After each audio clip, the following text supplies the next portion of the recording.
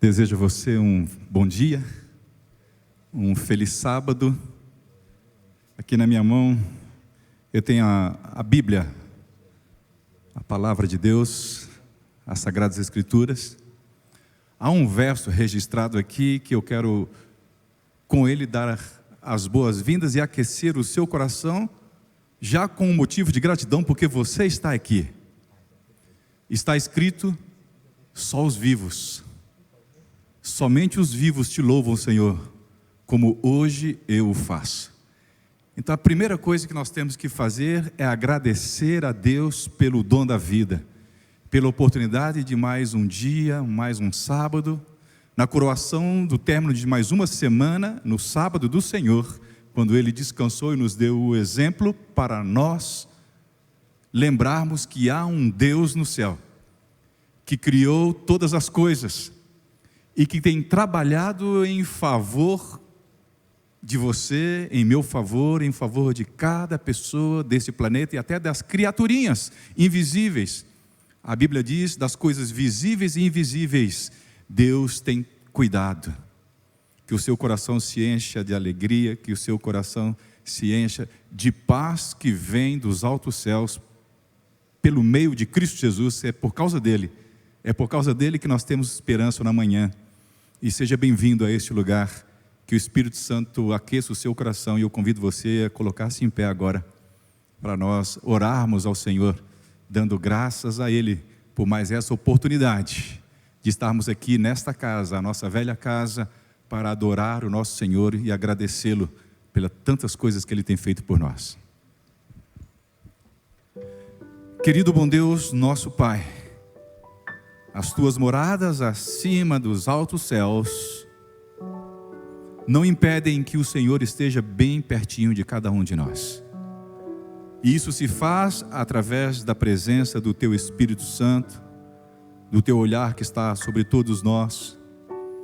E onde o Teu Espírito Santo está, ali também o Teu Filho, Cristo Jesus, o Teu unigênito, aquele que o Senhor, por amar este mundo de tal maneira, enviou, para que por meio dele nós fôssemos reconectados, herdeiros e herdeiras de um Deus Criador, de um Deus que ama, de um Deus que resgata, de um Deus que busca, de um Deus que perdoa, de um Deus que ama incondicionalmente.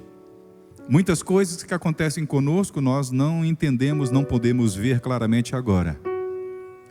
Até mesmo aquilo que Cristo Jesus fez por nós, vemos por espelho. Mas chegará o dia em que veremos face a face. Estaremos na Tua presença, sem sermos consumidos pela Tua santidade. Mas hoje, obrigado, ó Pai, pela oportunidade que nos dá, pelo dom da vida, de nos achegarmos a este lugar. Que os louvores, que a Tua palavra, tudo quanto for feito aqui, nos santifique, fortaleça a nossa fé, faça-nos olhar para aquele dia do encontro glorioso com Cristo Jesus nos ares. Olhe o nosso coração, profundidade do nosso ser, tome uma brasa viva do Teu altar, toque em nossos lábios, Senhor, e nos purifique de toda impureza, todo mal, todo pecado, não havendo mais nenhuma separação entre o céu e a terra, por recebermos o perdão em Cristo Jesus e a purificação em Seu sangue, pela fé nele, e em nome dele te agradecemos. Amém, Senhor. Amém. Vocês podem permanecer em pé para o louvor?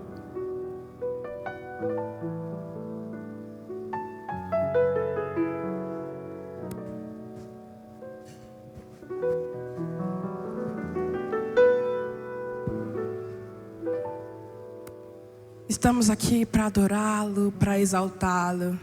E hoje eu te convido a colocar aos pés do Senhor qualquer angústia que você tenha nesse momento, qualquer tribulação, porque Ele é capaz de restaurar e fazer nova todas as coisas.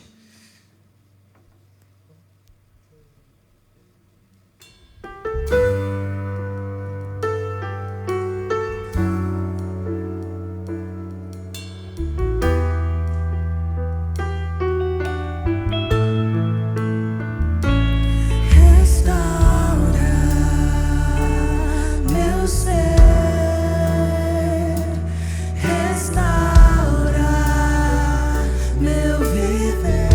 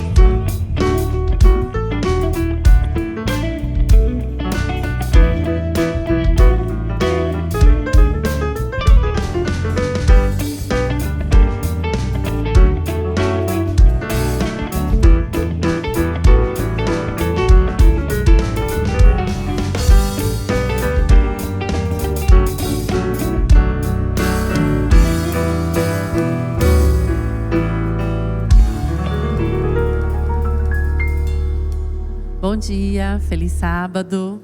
Que bom ver vocês aqui. Achei que não teria crianças hoje, gente.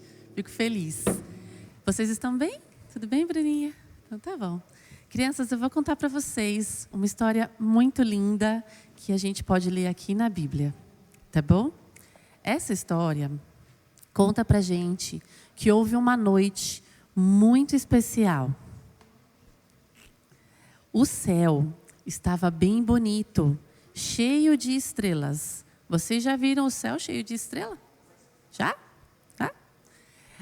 Mas havia uma estrela maior, mais brilhante e mais bonita que todas as outras. Vocês podem imaginar essa estrela? Eu trouxe uma se a gente não puder imaginar, né? Era uma estrela assim, bem bonita, bem brilhante. Essa estrela estava no céu por um motivo especial, não era por acaso. A Bíblia diz também que lá longe, em uma outra cidade, haviam 3 reis.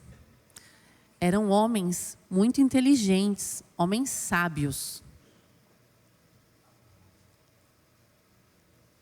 Estes reis gostavam de estudar o céu, gostavam de estudar os sinais de Deus. E eles olhavam para o céu com uma atenção importante. Quando eles viram a estrela, aquela estrela diferente, bem grande, brilhante, eles sabiam que algo muito importante estava acontecendo, que tinha um propósito para aquela estrela estar lá. Então, eles começaram uma longa viagem até aquela estrela. E sabe o que acontecia enquanto eles caminhavam? Vocês sabem? Sabe, Mateus? Jesus nascia. Jesus nascia não num hospital, nem num castelo. Jesus nascia num lugar simples. Onde que Jesus nasceu? Onde? Num estábulo. Num lugar onde ficavam os animaizinhos dormindo, descansando. Um lugar simples, né? E aqueles reis, guiados pela luz daquela estrela, chegaram no lugar onde Jesus havia nascido.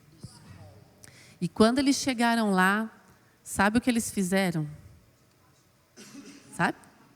Eles ficaram muito, muito, muito felizes. Eles se encheram de alegria. E a Bíblia conta aqui, no livro de Mateus, no capítulo 2, versículo 11, fala assim, eles entraram naquele lugar, lá na casa, né? E viram o menino Jesus com a sua mãe Maria. E eles se prostraram, eles ajoelharam e o adoraram. E abriram seus tesouros, entregando a eles ofertas. Então os 3 reis, cheios de alegria, entenderam que aquele menino era alguém muito importante. E eles se ajoelharam diante dele e o adoraram. E entregaram 3 presentes muito especiais. Eram presentes proféticos que diziam quem Jesus era. Eles entregaram ouro, incenso e mirra. O ouro simbolizava, celebrava quem Jesus é como realeza. Jesus é rei. O incenso celebrava a divindade de Jesus. Ele veio de Deus. E a mirra lembrava que Jesus veio como um homem, como nós, né? Como um menino, como um bebezinho. Ele habitou aqui na terra. E ele veio para uma vida cheia de amor, de entrega e sacrifício, né? Crianças, Jesus ainda um bebezinho, um pouquinho menor aí que vocês, bem fofinho. Ele já era digno de honra e de adoração. E esses 3 reis mostraram isso para a gente. Ficou registrado aqui na Bíblia. Não é bonita essa história? Vamos orar então? Querido Jesus, nós celebramos e exaltamos quem o Senhor é. Obrigada por teu tão grande amor. Nós esperamos o dia em que iremos te encontrar. Volta logo, Jesus. Em teu nome nós oramos. Amém.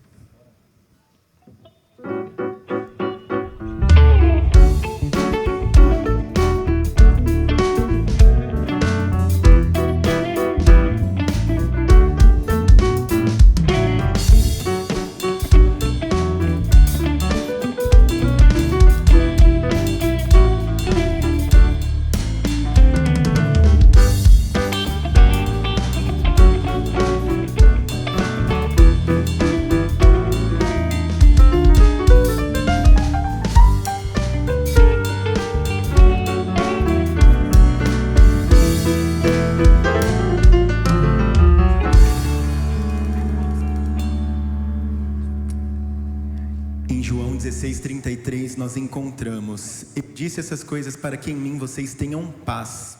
Nesse mundo vocês terão aflição, contudo tenham ânimo, porque eu venci o mundo." Essa é a mensagem que Deus nos deixa e que muitas vezes nós esquecemos no nosso dia a dia, quando as coisas dão errado. Mas eu espero que você tenha certeza de que o mundo pode cair. Nós temos um Deus em quem nós confiamos e nele nós encontramos paz, amém? Você pode se colocar de pé?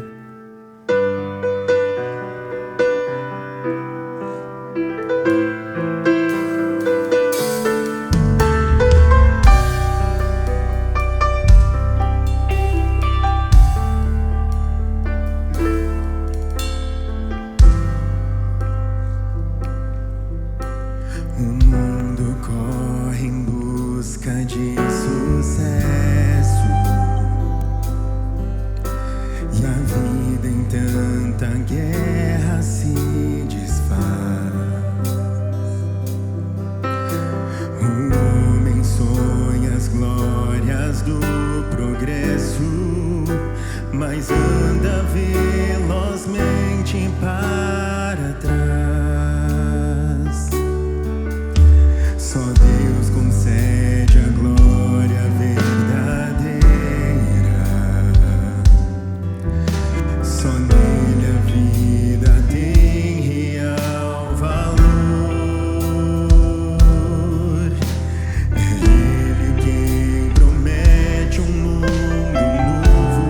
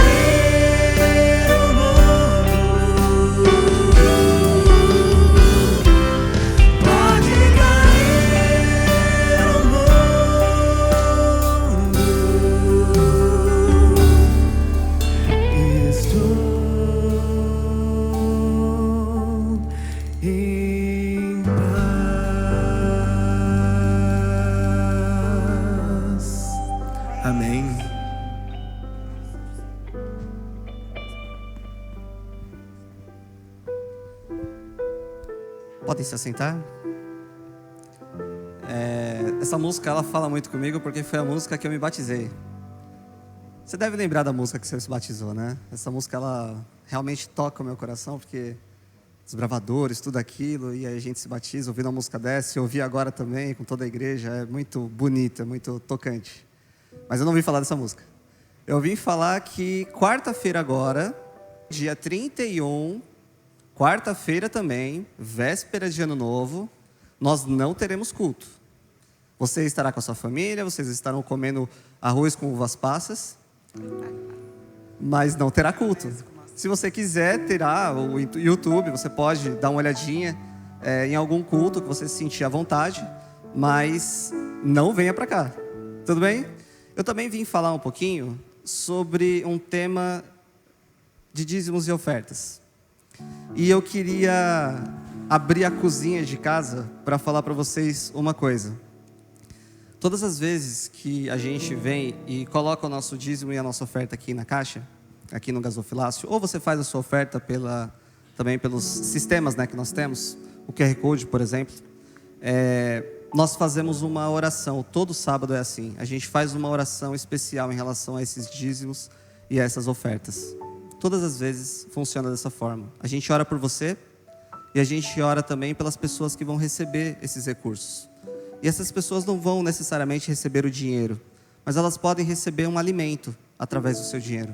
Elas podem receber uma Bíblia através do seu dinheiro. Então, quando você faz uma doação aqui, você não somente ajuda toda essa estrutura, essa programação, mas você também ajuda pessoas em diversos locais, em diversos outros ambientes fora daqui. É uma forma de você evangelizar, de você levar a mensagem.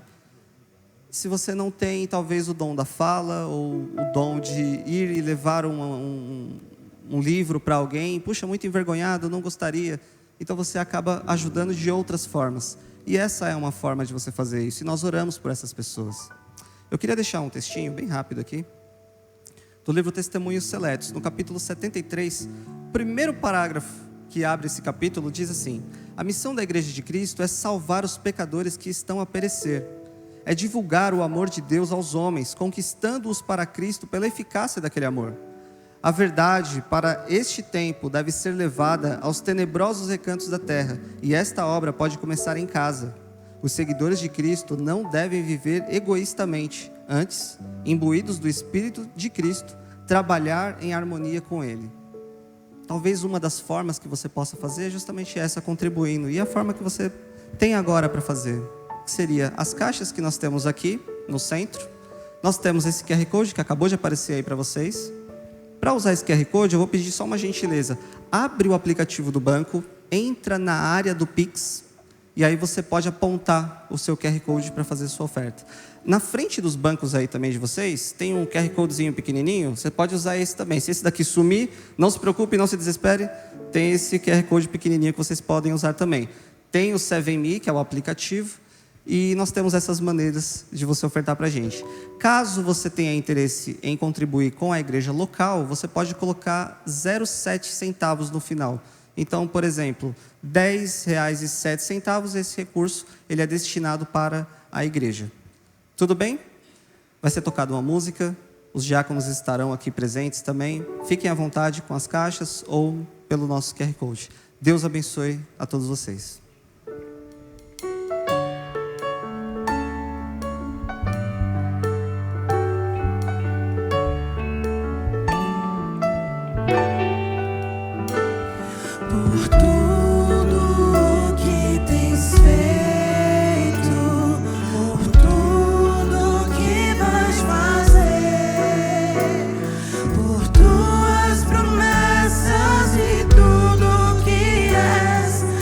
Quero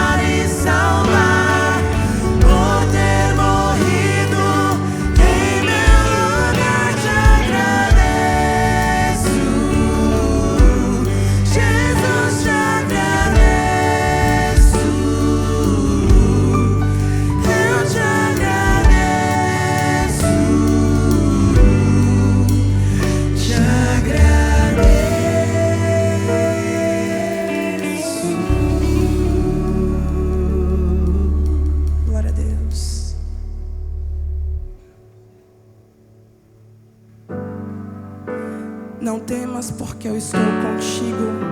Não te assombres, porque eu sou teu Deus. Eu te fortaleço e te ajudo com a minha destra fiel. Ele está contigo, Ele é contigo. Então, quando você tem aquele que criou todo o universo ao teu lado, não há o que temer. Com as palavras, Deus criou o mundo. E na palavra dele, que não é homem para mentir, que cumpre suas promessas, Ele fala que está contigo. Então, se apegando a essa promessa, nós somos fortalecidos. Eu sou o Senhor, Rei de Israel, Santo Redentor, começo e o fim. Sou o Criador, o verdadeiro Deus.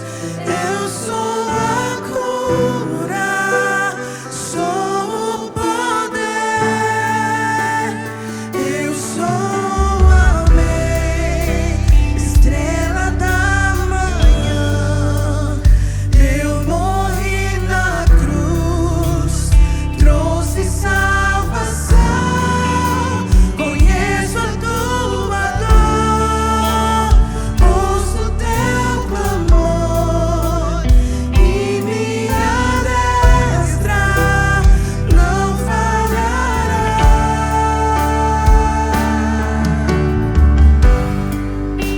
Não há o que temer, contigo eu estou.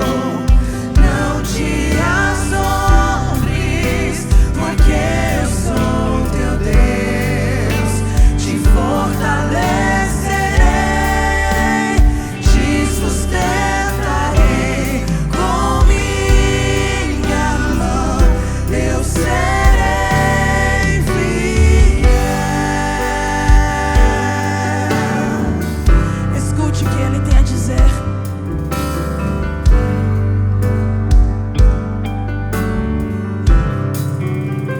Eu sou o Senhor, Rei de Israel, Santo Redentor, começo e o fim.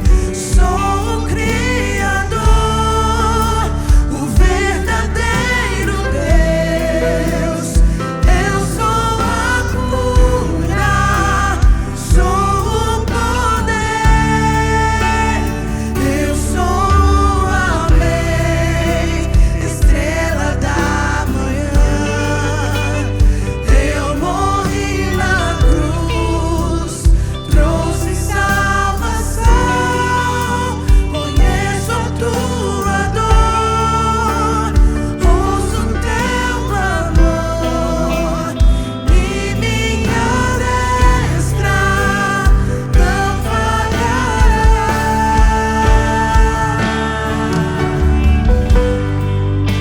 Não há o que temer, contigo eu estou.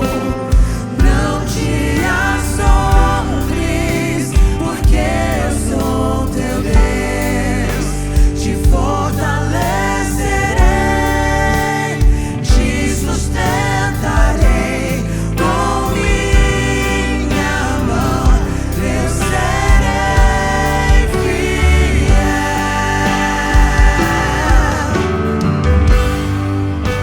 Não há o que temer, contigo eu estou. Não te assombres, porque eu sou teu Deus. Te fortalecerei, te sustentarei com minha mão.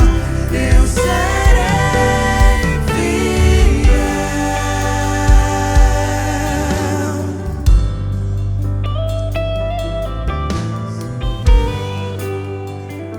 Somos gratos, Senhor, porque a sua fidelidade dura para sempre.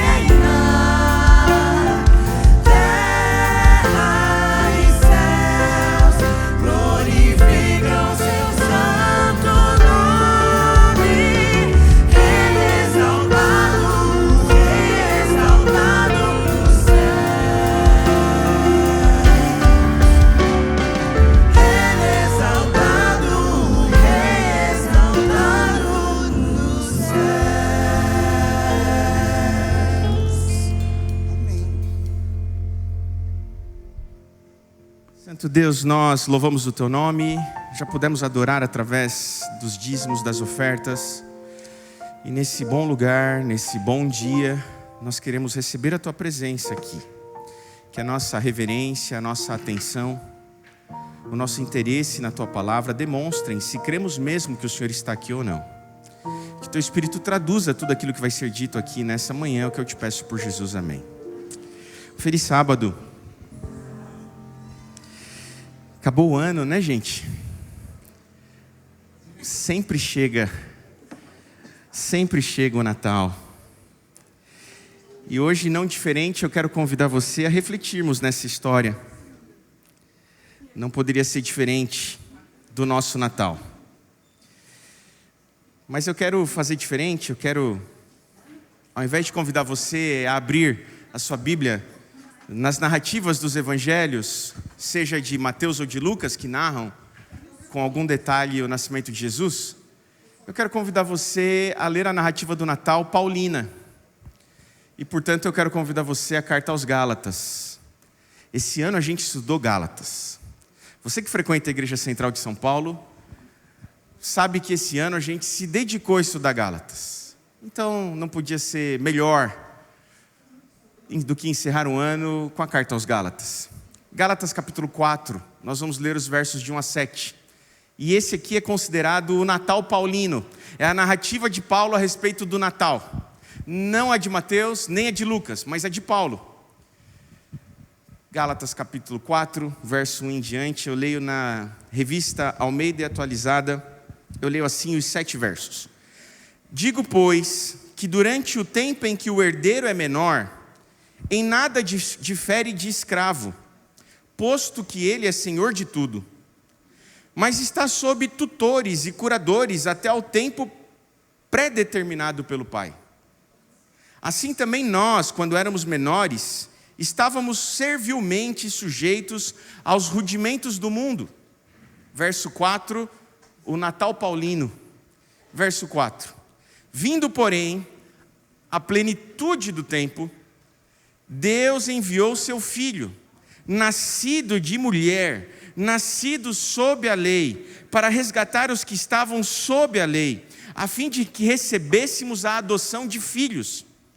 E porque vós sois filhos, enviou Deus ao nosso coração o Espírito de seu Filho, que clama, Abba, Pai. De sorte que já não és escravo, porém filho, e sendo filho, também herdeiro por Deus. Até aqui. Mantenha sua Bíblia aberta em Gálatas. Nós vamos nos dedicar sobre esses 7 versos. Eu quero desejar a você que está aqui, a você que nos assiste, um Feliz Natal. Como é que foi 2025? Você foi um bom menino? Você foi uma boa menina em 2025? Como é que você se comportou em 2025? Você foi obediente em 2025? Você obedeceu? Que resposta você daria ao bom velhinho se ele chegasse até você com presentes que você tanto deseja, que você tanto pediu, que você tanto esperou ao longo deste ano, e no final desse ano, o bom velhinho chegasse para você e perguntasse assim para você: estou com os seus presentes, mas eu preciso saber, você foi um bom menino? Você foi uma boa menina? Você se comportou? Você foi obediente? O que você responderia para o bom velhinho? Será? Sabe, essa é a lógica pagã do Natal. A lógica anti-evangélica do Natal. O problema da paganização do Natal não está nas fantasias. O problema da paganização do Natal não está nas cores. O problema da paganização do Natal não está no bom velhinho. O problema da paganização do Natal não está nas árvores, nos pinheiros. O problema da paganização do Natal não está nas bolas penduradas nos pinheiros. Não é isso, não é aí que reside a paganização do Natal. O problema da paganização do Natal é porque o Natal pagão nos ensina a lógica do mérito, nos ensina que precisamos obedecer para receber. Isso é a paganização da história do Natal. A lógica pagã do Natal nos ensina que precisamos fazer por onde, que precisamos fazer por merecer, para receber a dádiva, o presente. Você só vai ganhar se você foi um bom menino. Você só vai ganhar se você foi obediente. Você só vai ganhar se você se comportou.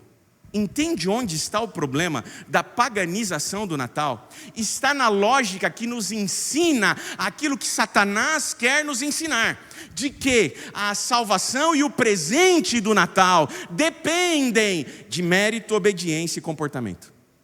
Isso é a paganização do Natal. Enquanto você está preocupado com as bolas do Natal, enquanto você está preocupado com as árvores do Natal, enquanto você está preocupado se o seu filho está acreditando em Papai Noel ou não, achando que a paganização reside aí, talvez a sua religião cristã, o seu tipo de cristianismo é que está paganizando os seus filhos. Porque é um cristianismo anti-evangélico, é um cristianismo que ofende o Natal, é um cristianismo que ensina que precisa fazer por merecer para receber a dádiva do Natal. O que Paulo está nos ensinando no seu relato de Natal é justamente isso. Ele está dizendo, a concepção do menino, o menino que se nos nasceu, o menino que se nos foi dado como dádiva, ele veio para nos libertar de um sistema meritocrático. Somos ensinados que o bom velhinho nos perguntará no final do ano: você foi um bom menino ou uma boa menina? Você se comportou bem esse ano? Você obedeceu o papai e a mamãe? E com isso Satanás tem conseguido deturpar o Evangelho de Cristo Jesus na mente de muitos cristãos, que ao aprenderem que o bom velhinho no final do ano chega e pergunta se você obedeceu para então lhe dar o presente, com isso inculca na mente de cristãos que essa vai ser a pergunta de Deus quando Ele voltar. Você obedeceu? Você fez por onde? Você se comportou? Aí então você vai receber a dádiva da salvação. Percebe como essa lógica deturpa o Evangelho de Cristo Jesus e precisamente a razão de ser do Natal? Percebe como talvez você seja crente há 30, 40, 50 anos, mas ainda não se converteu ao Evangelho de Cristo Jesus, porque você ainda acha que o presente do Natal depende do bom comportamento, da sua obediência, ou de se você foi um bom ou um mau menino. Quantos cristãos pagãos nós temos nos dias de hoje, não é? E são de coração duro de se converter. Porque eles não acreditam na suficiência do sangue de Jesus. Não acreditam. Eles professam crer, mas vivem como se não fosse. Porque voltam para casa achando que a salvação é uma contabilização de débitos e créditos. Do que eu fiz de bom e o que eu fiz de ruim. Percebe como às vezes a gente vive assim? Eu sei que você é convertido e você não vive assim. Eu sei que você não tem dúvidas da sua salvação, porque você não entende que a salvação depende de você, mas do que Ele fez. E como você não tem dúvidas de que Cristo Jesus foi suficiente e justo, você não tem dúvidas da sua salvação. Você não fica em crise daquele jeito assim: hoje estou salvo, amanhã eu estou perdido.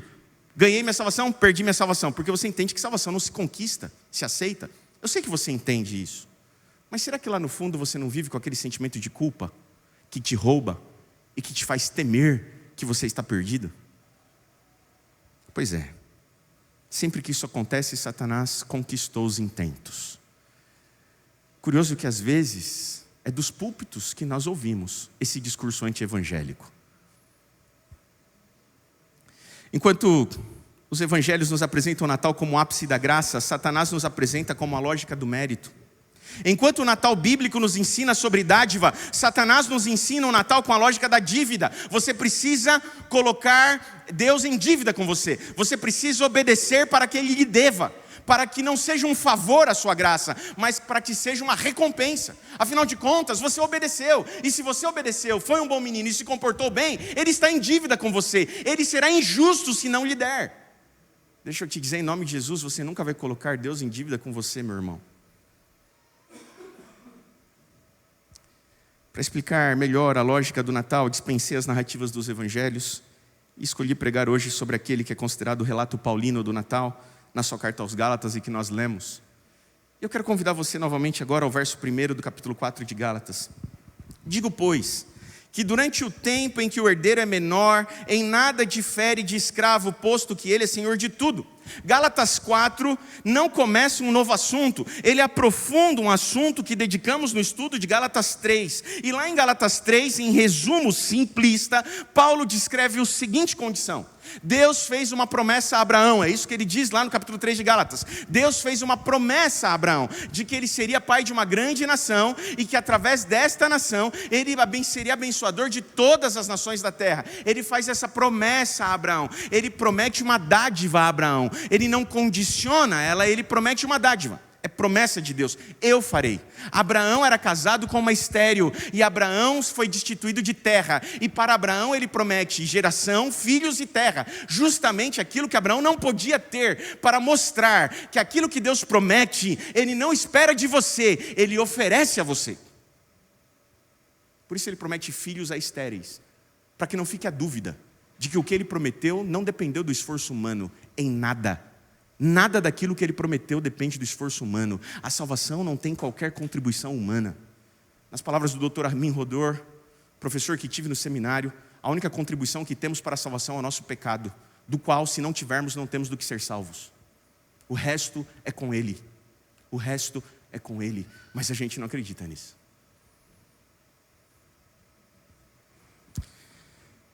Paulo, em capítulo 3 de Gálatas, diz que Abraão recebeu a promessa. Mas aí então, Paulo nos remete ao Sinai, a Moisés, e diz que lá no Sinai, assim como no Moriá foi feita a promessa a Abraão, no Sinai foi dada a lei a Moisés, a vontade de Deus, a sua orientação.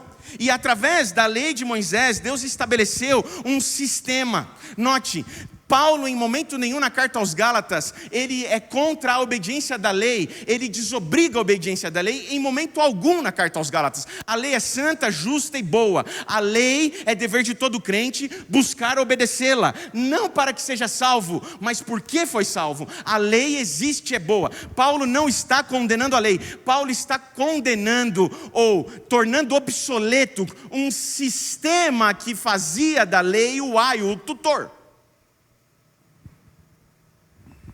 Então, no capítulo 3 ainda aos Gálatas, depois de falar da lei recebida no Sinai por Moisés, ele diz que a partir de então, todo o sistema da lei era baseado na fé naquela promessa feita a Abraão, de que viria o descendente, que abençoaria todas as nações da terra.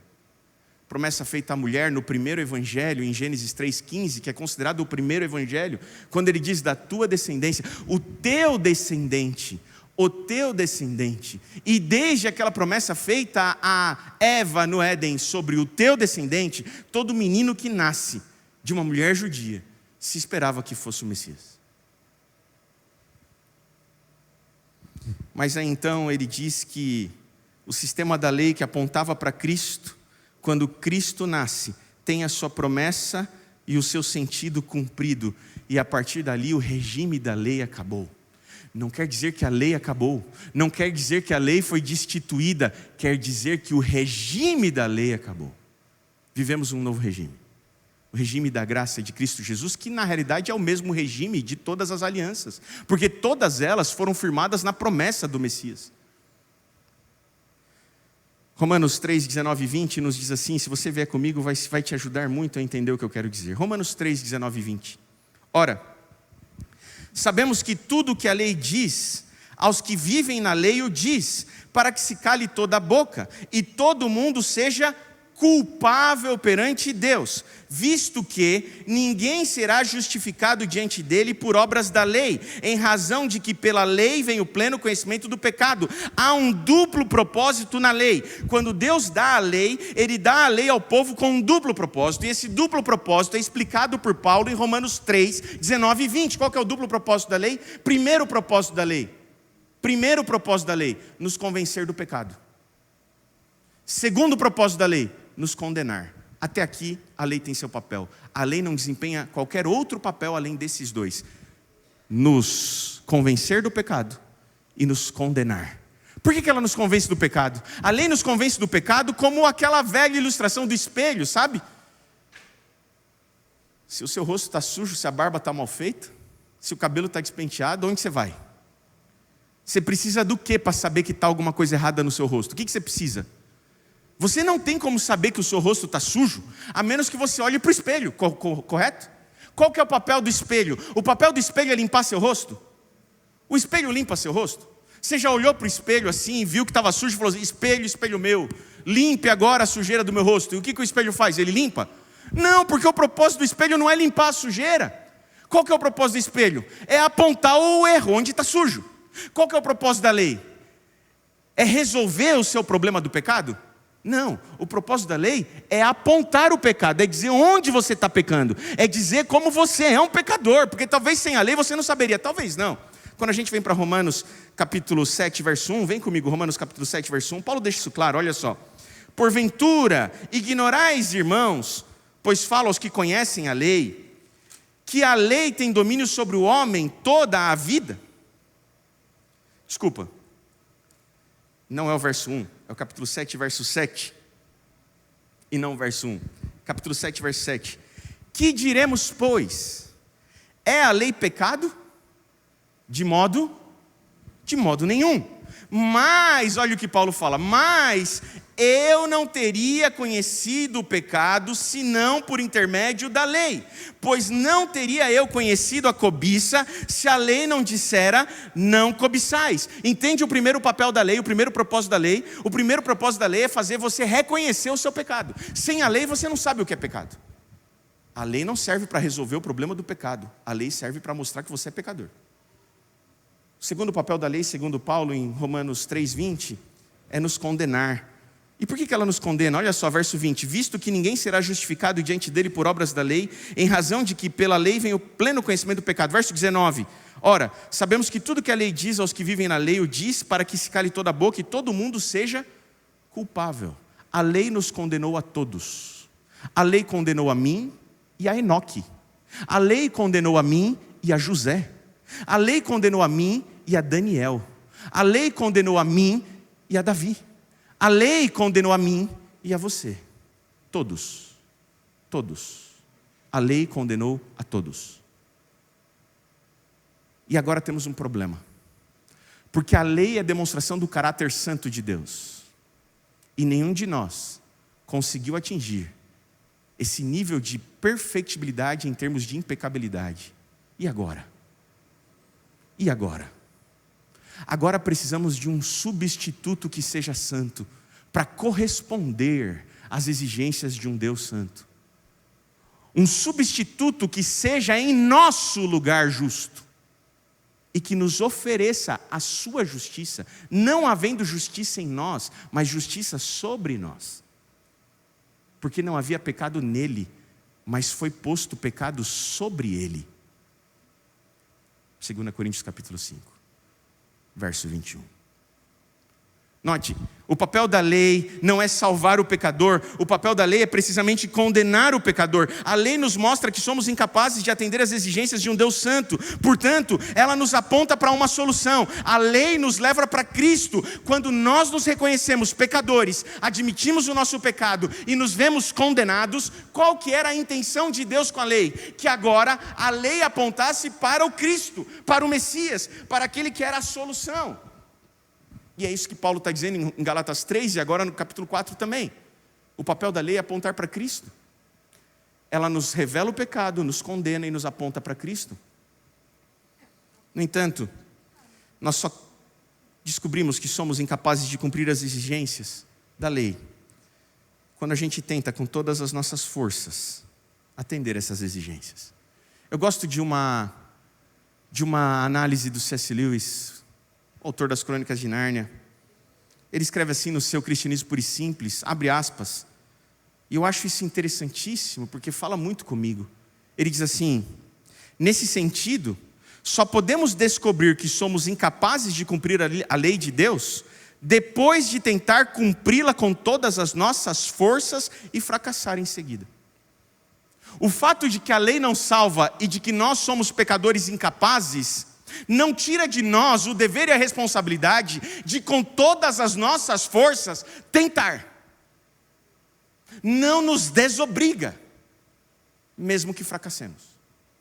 Até porque só saberemos que não conseguimos e que precisamos de um substituto, se nós tentarmos com todas as forças. E ele continua dizendo assim: se não tentarmos, continuaremos pensando em nosso íntimo que se nos esforçarmos mais da próxima vez, quem sabe conseguiremos ser completamente bons. Assim, em certo sentido, a estrada que nos leva de volta a Deus é a do esforço moral, a via da autossuperação. Mas em outro sentido, não é o esforço que nos levará para casa. Toda a força que fazemos nos conduz ao momento crucial em que nos voltamos para Deus e lhes dizemos: Senhor, o Senhor tem de fazer isso, porque eu não consigo. E aqui é lindo que vocês viram esse exemplo, porque ele está dizendo assim: o esforço por obedecer a Deus não nos leva para o céu, mas nos leva para Deus. O esforço por obedecer a lei não nos leva para o céu, porque a gente não consegue, mas ela nos leva para Deus, porque ao não conseguirmos, nós nos humilhamos diante dele e dizemos assim: eu não consigo, eu preciso de ti, eu preciso de ti. O esforço em obedecer a lei não nos leva para o céu, mas nos leva para Cristo Jesus. Em síntese, o C.S. Lewis resume dizendo assim: nenhum homem sabe realmente o quanto é mal, até se esforçar muito para ser bom. Nenhum homem sabe o quanto realmente é mal, até tentar com todas as suas forças ser bom. E é só lá, quando ele fracassa, que ele reconhece: sou mal. E é nesse ponto, precisamente, quando eu e você reconhecemos a nossa incapacidade, que estamos prontos para receber a graça de Deus e a sua salvação. Até lá, a gente continua uma vida espiritual achando que nós vamos conseguir da próxima vez, que nós vamos conseguir, enfim, pôr Deus em dívida conosco, que enfim seremos bons, porque Ele só salvará aqueles que são bons, como o Papai Noel. Percebe como esse evangelho é pagão? O evangelho que acha que Ele só salvará aqueles que foram bons, ou que conseguiram ser bons, porque a Bíblia diz que ninguém foi bom, não há um bom sequer. Como então a salvação depende de você ser bom, se não há um bom sequer, um justo sequer? A salvação é dádiva, é presente, precisamente para aqueles que não são bons, porque ninguém o foi. Até aqui, no que depende da lei, estamos condenados. Mas é aí então que as coisas acontecem. É aí então que o Natal chega. É aí então que um menino nos nasceu, um filho se nos deu. O verso 1 diz que nós éramos como escravos por causa da nossa menoridade. O capítulo 4 de Paulo inicia com a lógica da escravidão. Paulo está dizendo assim: quando nós estávamos naquele antigo sistema, nós vivíamos com a promessa de Abraão. A herança já era nossa porque foi prometida, mas nós ainda não tínhamos autonomia sobre ela, nós ainda não podíamos desfrutar dela. Ou seja, nesse sentido, quando ela é tua, mas você não pode desfrutar dela, logo, você não é em nada diferente do escravo. E ele usa o exemplo da menoridade. Ele diz assim: um filho que é herdeiro de algo, mas é menor de idade, ele não pode desfrutar da sua herança. Logo, é dele, mas ele não desfruta, ele não é em nada melhor do que um escravo. Ele precisa chegar na maioridade para ter liberdade e autonomia, para desfrutar aquilo que já é seu por direito, mas ainda não é seu de fato. E Paulo usa esse exemplo e ele continua dizendo assim, capítulo 4 de Gálatas, verso 1: digo, pois, que durante o tempo em que o herdeiro é menor, em nada difere do escravo, posto que ele é senhor de tudo. Paulo está dizendo, no sistema da lei, nós já tínhamos fé nas promessas que Deus fez a Abraão, mas ainda nós vivíamos num sistema operado pela lei. Verso 2. Mas está esse menino sob tutores e curadores até o tempo pré-determinado pelo pai. O menino, antes de chegar à sua independência para desfrutar daquilo que era teu, por direito, porque era filho, os seus bens eram cuidados por administradores. O pai colocava administradores para cuidar e administrar dos bens que seria dos seus filhos. E até que ele tivesse autonomia e idade para ter a sua autonomia, aí então ele era cuidado por tutores. E esses tutores tinham a tutela não só do garoto, mas do seu patrimônio. Logo, é seu, mas não é seu, entende? E aí Paulo fala assim, viver assim é viver a vida do escravo. Mas então chegou o verso 3, ele continua. Assim também nós, quando éramos menores, estávamos servilmente sujeitos aos rudimentos do mundo. Aqui Paulo coloca o período da lei como um período em que nós éramos como este menor, que tinha a promessa, mas não desfrutava dela. Logo, nossa vida pré-natal era uma vida em uma lógica servil. E toda vida pré-natal é uma vida em que a gente aprende a ser servo e não filho, sabe? Talvez você viva uma vida religiosa pré-natal. É uma vida que Cristo ainda não nasceu na tua religião. Porque você ainda opera a sua religião na lógica do sistema da lei, em que você precisa obedecer para merecer, em que ainda não é seu, em que você ainda não desfruta, como um filho, como um herdeiro.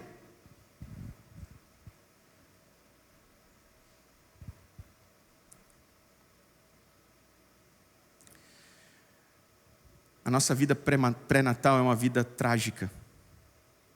Mas enfim, o verso 4 nos traz o Natal de Paulo. Vem comigo para a leitura do verso 4. Vindo, porém, a plenitude do tempo, Deus enviou seu Filho, nascido de mulher, sob a lei, para resgatar os que estavam sob a lei, a fim de que recebêssemos a adoção de filhos.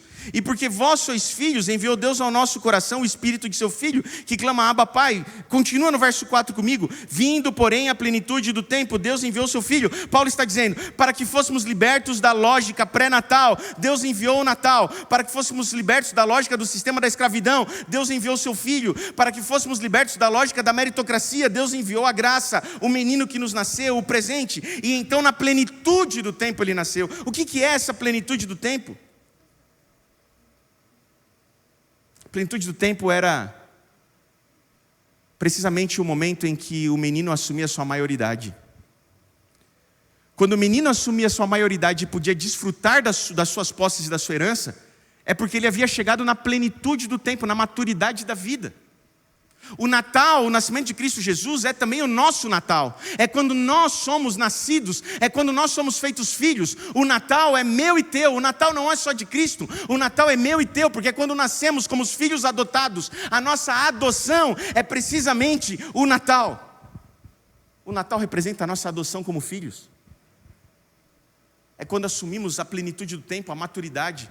Quando podemos desfrutar daquilo que nos foi prometido, sem o regime do tutor, sem o regime da lei.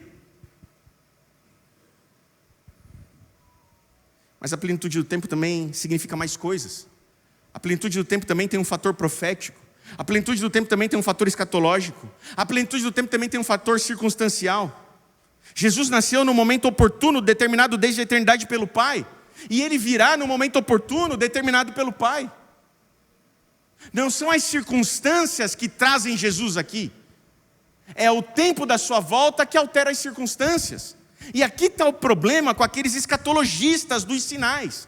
Porque eles ficam lendo o Apocalipse à luz do Jornal Nacional. E cada fato novo que aparece no jornal, eles acham que agora é a volta de Jesus. E aí vai gravar vídeo no YouTube, porque eles gostam de gravar vídeo no YouTube. E você vai assistir. E fala, é agora. Porque você é aficionado por sinais, não por Cristo. Não são as circunstâncias desse mundo que farão Jesus voltar. É a brevidade da volta de Jesus que tornará as circunstâncias desse mundo propícias para a sua volta. E nós não sabemos quando será. O nosso caminho é permanecer fiel a Ele, andando com Ele, não preocupado com quando será. Toda alma preocupada com quando será é uma alma que precisa de conversão no Evangelho. Sonda o seu coração. Se ele é muito preocupado com isso, sonda o seu coração, em nome de Jesus, com todo carinho. Se você é muito preocupado com isso, sonda o coração, meu irmão. Você precisa ficar mais tranquilo e descansar nele, confiar nele. Quando ele vier, se você estiver com ele, está tudo certo. O seu esforço não precisa ser para saber quando ele vem, precisa ser para permanecer nele até que ele venha. Entende a diferença da lógica? O problema de correr naquele caminho, muito preocupado com números e datas, é que você está gastando tempo com uma coisa que você podia estar gastando com a outra. Que é com o permanecer nele, o andar nele, o cumprir a missão até que ele volte. Sonda o seu coração, se ele não está muito inclinado para essas coisas. Não estou dizendo que é ruim, pelo contrário, nós temos que estudar as profecias e os sinais. O que eu estou dizendo é que isso não pode ocupar o lugar de Cristo no seu coração. Repare, perceba. Na plenitude do tempo ele virá. Mas Ellen White, no Desejar Todas as Nações, na página 32, ela vai dizer aquilo que muitos comentaristas a acompanham, inclusive comentaristas não adventistas, acompanham Ellen White nisso, porque ela diz que a plenitude do tempo também tinha razões de contexto circunstancial. Ela diz assim, abre aspas, a providência havia dirigido os movimentos das nações e a onda do impulso e influência humanos, até que o mundo se achasse maduro para a vinda do libertador. As nações estavam unidas sob o mesmo governo. Falava-se vastamente uma língua, a qual era por toda parte reconhecida como a língua da literatura. De todas as terras, os judeus da dispersão reuniam-se em Jerusalém para as festas anuais. Ao voltarem para os lugares da sua peregrinação, podiam espalhar por todo o mundo as novas da vinda do Messias. Por essa época, os sistemas pagãos iam perdendo domínio sobre o povo. Os homens estavam cansados de aparências e fábulas, ansiavam por uma religião capaz de satisfazer a alma. Sabe o que a Ellen White estava dizendo? Que o mundo estava propício para receber a volta de Jesus na plenitude do tempo. A vinda do Messias, a primeira na plenitude do tempo. Sabe por quê? Porque Roma havia unido as nações com a Pax Romana, que não era uma paz favorável, não é? Era uma paz imposta pela força. Sabe aquela paz que é estabelecida pela força do opressor? A ação do opressor rouba a paz. Aí a reação do oprimido é vista pelo opressor como um perigo para a paz. Então o que o opressor faz? Quando o oprimido reage, ele vai lá e silencia com força o oprimido. E aí ele diz, temos paz, porque o oprimido não está reagindo. Essa é uma paz romana, não é a paz do evangelho prometida por Cristo Jesus. Essa é uma paz mundana, ruim, que só silencia o oprimido. O opressor pode tirar a paz do oprimido, mas o oprimido não pode reagir. Porque se ele reagir, ele está tirando a paz. Então a gente põe repressão militar para silenciar o oprimido, para que ele fique lá e não reaja. E se ele reagir, a gente fala para a sociedade assim, está vendo quem é o causador da violência e da perturbação da sociedade? São esses aí, ó. Nunca o opressor. Roma era assim, ela estabeleceu a paz assim, silenciando os oprimidos, com força. Mas havia paz, a Pax Romana. Havia infraestrutura, havia estradas que ligavam o império inteiro.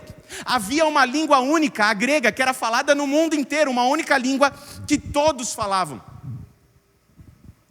Mas o que eu mais acho interessante da análise de Ellen White é que ela diz que havia uma insatisfação com o paganismo. As ideologias pagãs e a religião pagã já não satisfazia e não respondia mais o povo. Eles ansiavam por algo mais verdadeiro. E ela continua dizendo, e a religião de Jerusalém também não respondia mais o povo. Eles precisavam do Messias. E aí é inevitável que eu pense, oxalá, seja logo que as ideologias humanas se tornem para os homens insuficientes. Quando é que a nossa sociedade vai reconhecer que as soluções humanistas são insuficientes para acabar com as mazelas da nossa sociedade? Quando a gente começar a desacreditar do homem, aí haverá tempo propício para que a gente volte a buscar solução naquele que é o autor e criador de todas as coisas. Talvez aí haja um momento propício para a volta do Cristo. Talvez a gente não esteja muito longe disso. Queira Deus que a gente não esteja muito longe, que a gente esteja vivendo a plenitude dos tempos, da sua segunda vinda. Mas Paulo vai dizer mais na sua narrativa do Natal. Não apenas foi na plenitude dos tempos, mas ele diz, Deus enviou seu Filho. Ou seja, esse menino que nasceria, ele era Deus. E é o Pai que envia. Ele era Deus e é o Pai que envia. Mas o Paulo diz mais sobre esse menino, sobre o Natal. Ele é nascido de mulher. Ou seja, ele é 100% Deus, mas ele também é 100% homem. Ele é filho de Deus, mas ele é nascido de mulher. Curiosamente, não foi nascido de homem, como em Israel se referiam na genealogia. Fulano, filho do fulano. Jesus era filho da fulana, não do fulano. Percebe? Nascido de mulher, Como foi prometido em Isaías 7, né? Que um menino nasceria de uma virgem e seria chamado de Emanuel. Ou como foi prometido no primeiro evangelho, em Gênesis 3,15, que o descendente da mulher. É por isso que Paulo reforça, dizendo que ele foi nascido de mulher, porque ele cumpre as profecias do Antigo Testamento. Mas Paulo diz mais, diz que ele nasceu sob a lei, ele era judeu, ele nasceu no sistema de Moisés, ele nasceu no sistema do Sinai, ele nasceu no sistema da lei. Se ele não fosse homem, ele não poderia ter remido os homens. Se ele não fosse justo segundo a lei, ele não poderia ter remido os injustos. E se ele não fosse filho de Deus, ele não poderia ter remido as pessoas para Deus e garantir-lhes o status de filhos. Na plenitude dos tempos fomos emancipados. Na plenitude dos tempos fomos emancipados. O Natal é emancipador. Cristo é emancipador. Não temos mais um tutor. Somos agora livres e vivemos como herdeiros e filhos, não mais como escravos e servos. O que isso significa? O cristianismo é a religião da emancipação. O cristianismo é a religião da liberdade. Quando eu aceito Jesus, foi para a liberdade que Cristo nos libertou. É por isso que Paulo vai dizer, quando eu conheci Jesus, todas as coisas se tornaram lícitas para mim. Porque o cristianismo é a religião do tudo pode. O cristianismo é a religião do tudo pode. Pastor, o que pode ou não pode? Para o cristão tudo pode. Porque você é livre. Porque Cristo Jesus te emancipou. Você não está mais no regime do pode ou não pode. Você é livre. Todas as coisas são lícitas para você. Mas nem todas convêm. Agora você é livre para fazer voluntariamente a vontade de Deus. Agora você não tem mais um tutor. Agora a responsabilidade é tua, meu irmão. É você que vai andar no Espírito para aprender do Espírito o que não convém àqueles que seguem Jesus. É você que vai andar no Espírito até o Espírito te dar força e poder para abandonar aquilo que desagrada a Cristo Jesus. Porque uma vez que você segue a Ele, você é livre. Mas você precisa crescer, amadurecer e entender que nem tudo convém àqueles que seguem Jesus. E porque nem tudo convém, eu abandono aquilo que não convém. Não é que você está desobrigado de obedecer a lei. É que agora você é livre para obedecer a lei. Você não é mais escravo dela. Você é livre para. É diferente a dinâmica. É outro caminho de religião.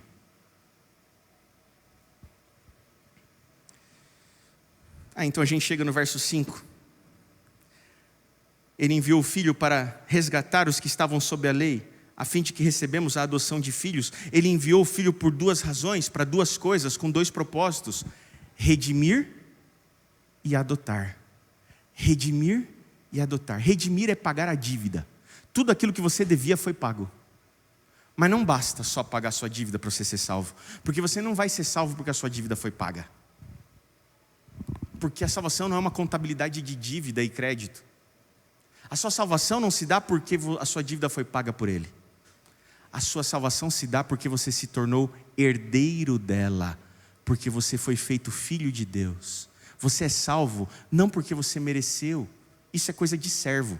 Você é salvo porque você é filho.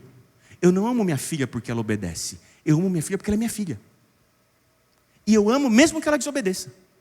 Você entende que não é sobre obedecer ou desobedecer, é sobre ser ou não ser filho. É diferente. Mas o seu sistema de religião ainda está lá, pré-natal. Eu posso apostar com você que na prática a tua vida é pré-natal. É sob outro regime. Você não vive como filho amado de Deus, você vive como bom servo de Deus, mas não como um filho amado de Deus. Porque você não acredita que você é filho. 1 João 3,1 não significa nada para você. Vede que grande amor nos concedeu o Pai, o direito de sermos chamados seus filhos. E de fato, somos filhos de Deus. Você não acredita nisso? Você acredita que você é servo de Deus, não é? Você não acredita que você é filho de Deus. Você prefere até as músicas que falam que você é servo do que as músicas que falam que você é filho. Você acha que essas músicas de filho é muito antropocêntrica, é muito sobre a gente. Boa mesmo é as músicas do escravo. Percebe?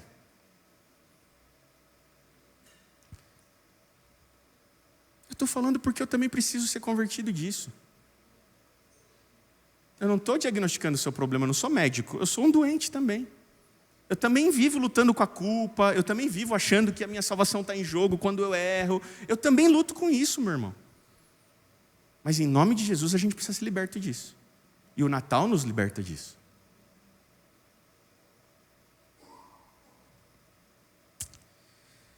Cristo nos remiu e nos adotou. Ele não apenas nos livrou da condenação que merecíamos, mas nos deu o status que não merecíamos.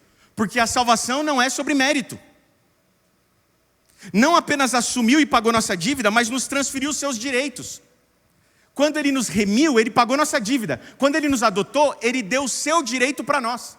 Ele disse assim, assim como eu, Jesus, fiz tudo o que tinha que ser feito, agora você também vai merecer o que eu mereço. Não porque você merece, mas porque eu mereci. Você crê nisso em nome de Jesus? E isso é justificação pela fé. Se você não tiver fé nisso que eu estou te falando, você não tem salvação. Porque a salvação é para quem acredita nisso que eu estou te falando. Ou que Paulo está te falando. Ou que o Evangelho está te dizendo. Você entende?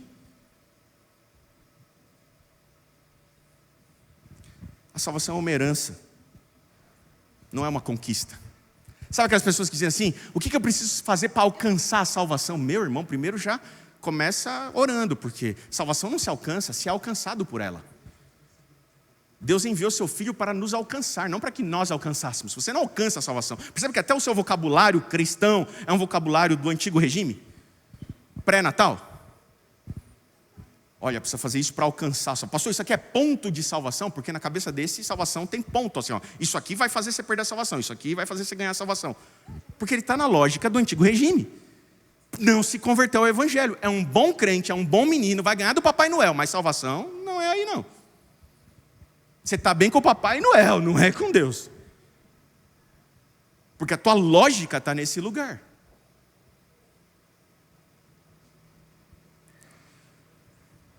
De modo que não somos salvos porque nossas dívidas foram pagas, mas porque passamos a ter esse direito por herança de filiação. Aí o verso 6. E porque vós sois filhos, enviou Deus ao nosso coração o Espírito de seu Filho que clama, Abba, Pai. Deixa eu te dizer no Natal quem estava presente. Quando você vai a Lucas capítulo 2, diz que, mas o ente santo que há de nascer em vós é filho do Altíssimo Deus. E o Espírito Santo estará aninhando o útero de Maria. Capítulo 2 de Lucas. Quem que estava trabalhando na recriação do homem? Quem que estava trabalhando no Natal?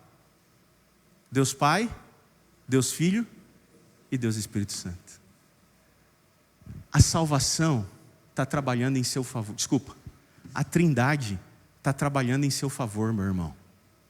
Você acredita nisso? É do interesse da Trindade inteira a tua salvação. Você acha que vai ser fácil se perder? Não é fácil se perder, porque a Trindade inteira quer que você seja salvo. A Trindade inteira quer que você seja salvo. Quem é que pode ir contra a Trindade? Só você mesmo, se você não aceitar. Porque se você aceitar, meu irmão, não tem ninguém que possa levantar a mão para te acusar de nada, porque a Trindade inteira está a seu favor, está do seu lado. Aqui na narrativa de Paulo, Deus envia o Filho e Deus envia o Espírito, a Trindade inteira trabalhando em favor do homem no Natal. A expressão que diz que Deus enviou o Filho é a mesma que diz que Deus enviou o Espírito. Antes, a lei nos conduzia para Cristo de fora para dentro. A lei agia de fora para dentro para nos conduzir para Cristo, como um espelho, de fora para dentro. Agora Deus enviou o Espírito para dentro de nós, e agora não estamos mais com a lei como tutor, mas Deus enviou um outro tutor, um consolador, um advogado. Ele enviou o Espírito, e Ele habita em nós, e agora Ele nos leva para Cristo de dentro para fora. Agora a nossa natureza voltou a desejar o Cristo, porque o Espírito que é colocado em nós, deseja e nos faz clamar, Paizinho, Abba, Pai. Agora há um poder dentro de nós, na nossa natureza, quando aceitamos Jesus, que nos leva para o Cristo. Aquilo que a lei fazia, agora o Espírito faz. Mas o Espírito faz de dentro para fora. Porque não é mais sobre o comportamento do faça ou não faça. Agora é sobre o quero ou não quero. Pastor, pode ou não pode beber tal coisa? Você quer ou não quer? Ah, eu quero, mas não pode, então não vou beber. O Espírito Santo não é suficiente isso aí. O Espírito Santo não quer que você não faça porque não pode. O Espírito Santo quer fazer você deixar de querer. Ele quer transformar o seu ser. O cristianismo é mais hard do que esse evangelho da lei aí que você segue. É mais hard, é mais difícil. Porque ele não muda o fazer, ele muda o querer. É muito fácil não fazer as coisas erradas. É muito fácil não fazer, é só você decidir não fazer. Mas lá dentro você ainda é aquele mesmo homem que deseja as mesmas coisas. Jesus fala assim, eu vou colocar um negócio dentro de você, que se você andar nele, andar aí no Espírito, capítulo 5, seguinte de Gálatas, andar aí no Espírito, ele vai frutificar em você os frutos do Espírito. Ele vai fazer você deixar de querer as obras da carne e passar a querer o fruto do Espírito. Você entende que ele vai transformar quem você é? Ele não vai transformar tua roupa, teu cabelo, tuas músicas, teus lugares. Não! Ele vai transformar quem você é. Porque não adianta nada você ouvir as músicas certas, ir para os lugares certos, não beber as coisas erradas e continuar sendo a mesma pessoa ruim que você é. Você precisa mudar o seu ser. E é só o Espírito que muda o ser, não é a lei. A lei não muda o seu ser. A lei faz você não fazer o errado. Não é suficiente. Precisa mudar o ser. O regime de Cristo e do Espírito é muito superior ao regime da lei.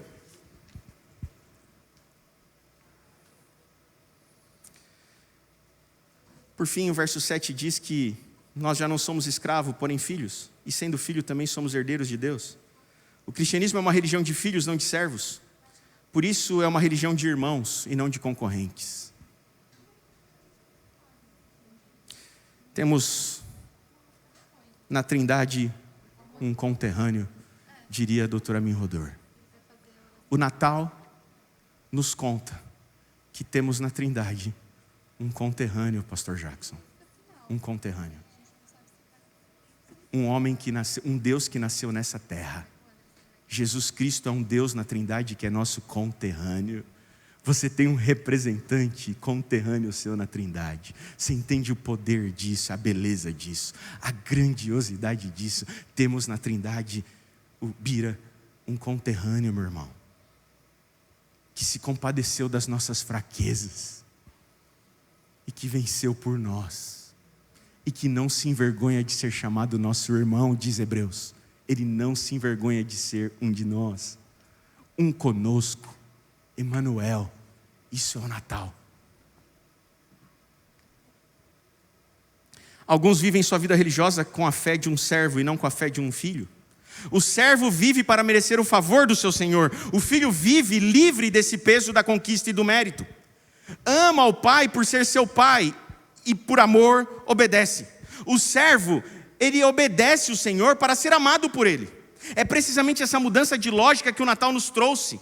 Nunca é tarde para você se converter ao presente que o Natal nos dá. O Natal nos dá o presente da filiação. Quando Jesus nasce, nós também nascemos como filhos adotados. O Natal é o marco da nossa emancipação, é a nossa adoção como filhos herdeiros. Isso muda toda a lógica de vida religiosa. Satanás quer nos manter na lógica de servos, porque assim nos mantém sob a lei condenados. Quer nos impedir de nos chegar a Cristo. O Natal precisa nos lembrar sempre de que nós nascemos nesse dia como filhos. Satanás explorou a lei de Deus para tiranizar pessoas como Deus jamais intentou. Satanás usa a lei de Deus em seu favor, na mente de muitos cristãos, porque ele usa a lei para tiranizar cristãos, para prendê-los à culpa e à condenação, para convencê-los de que estão perdidos. É Satanás que usa isso, para fazer você voltar para casa e antes de dormir achar, Senhor, eu estou perdido. E ele usa a lei para te acusar, a própria lei de Deus ele usa para te acusar. Para dizer, está vendo como é que você vai ser salvo? Você não obedeceu? Ele te prende naquele regime pré-natal. Deus pretendia que a lei revelasse o pecado e levasse os homens a Cristo. Satanás usou-a para revelar o pecado e levar os homens ao desespero. Porque quando a lei revela o seu pecado, você entra em desespero. Porque você conhece a justiça, mas não conhece o juiz. Se você conhecesse o juiz, você saberia que ele está a nosso favor. A melhor coisa é ir para um julgamento quando o juiz está do seu lado. Tudo bem o acusador acusar você do que quiser, o juiz é teu amigo, é teu pai. Pode descansar, meu irmão. O juiz é teu pai. E Cristo Jesus é teu advogado.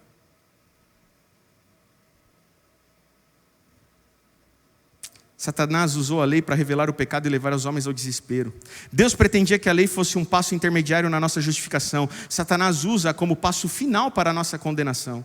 Deus pretendia que a lei fosse um degrau para a liberdade. Satanás usa a lei como um beco sem saída da nossa condenação. O Natal nos liberta desse sistema que nos carrega de culpa e nos faz viver na lógica do mérito. Na lógica do você foi um bom menino? Romanos 4, eu encerro com ele. E eu queria que você levasse para sua casa esse verso. Romanos 4, versos de 1 a 5. Romanos 4 tem uma equivalência com Gálatas 3 e Gálatas 4. E eu encerro com esses versos, só a leitura desses versos. Mas eu queria que você sublinhasse no seu coração esses versos. Que em nome de Jesus você cresce neles. Eu oro de verdade para que você creia neles. Talvez você não imagine o quanto eu desejo viver minha vida para que as pessoas entendam isso que eu estou dizendo aqui. Porque quando você entender a graça de Deus, quando Paulo entendeu, ele fundou o cristianismo. Quando Lutero entendeu, ele reformou a igreja. Quando você entender, meu irmão, o teu adventismo vai ser revolucionado. Vai ser reformado. Vai ser reavivado. Mas até lá, enquanto você viver na lógica do servo, isso não vai acontecer. Romanos 4, de 1 em diante, diz assim: que pois diremos ter alcançado Abraão, nosso pai segundo a carne? Lembra? A Abraão foram feitas promessas. Ele não fez nada para merecer as promessas. Ele não tinha nem condição de ter filho, nem de ter terra. Porque se Abraão foi justificado por obras, tem do que se gloriar, porém não diante de Deus. Pois o que diz a Escritura? Abraão creu em Deus e isso lhe foi imputado como justiça. Paulo está dizendo assim, a salvação para Abraão se deu porque creu e não porque fez por onde. E aí, verso 4 e 5, é esse que eu quero que você sublinhe. Verso 4. Ora, ao que trabalha, ora, ao que faz por onde, ora, ao que se esforça, ora, ao que tenta fazer por merecer, o salário não é considerado como favor, e sim como dívida. Se você está na lógica do servo, você está se esforçando para merecer, você está trabalhando para merecer, você está obedecendo para merecer, você está tentando fazer por onde para ser salvo. Se você estiver nessa lógica de que você precisa fazer por onde para ser salvo, a salvação de Deus não vai ser uma dádiva para você, vai ser uma dívida, porque você conquistou, porque você fez por onde, porque você viveu uma vida, você viveu 2025 sendo um bom menino, agora o Papai Noel não vai te dar o presente? Você foi um bom menino, você se comportou bem. Você obedeceu o papai e a mamãe. Como assim agora? Deus vai ser injusto se Ele não te salvar. Afinal de contas, você fez tudo direitinho. Você comeu as coisas certas. Você adotou o regime certo alimentar. Como é que Ele não vai te salvar? Você guardou o sábado. Como é que Ele não vai te salvar?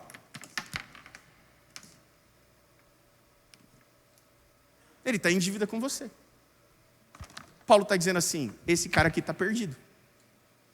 Porque a salvação é dádiva, não é dívida. Aí olha o verso 5.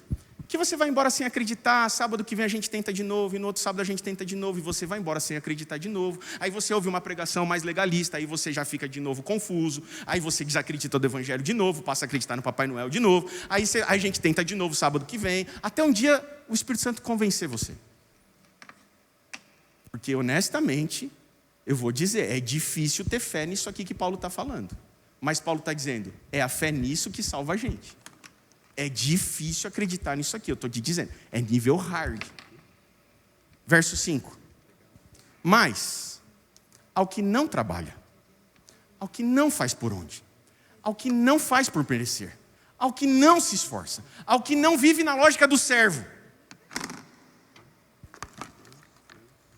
mas crê naquele que justifica o ímpio, a sua fé lhe é atribuída como justiça. A salvação é para os que não merecem. A salvação é para os que reconhecem que não conseguem, mas creem que o que Ele fez é suficiente. Essa é a mensagem do Natal. Esse é o presente do Natal. E ele não é para bons meninos, porque não há um bom sequer. ele não é para bons meninos, porque não há um bom sequer. Ele é precisamente para desobedientes, como eu e você. E é porque somos desobedientes que carecemos mais do que nunca da graça e da misericórdia do menino que nos nasceu, do filho que nos foi dado. Que nesse Natal você nasça como filho amado de Deus. Que Deus te abençoe. Podemos orar? Pode ser em pé.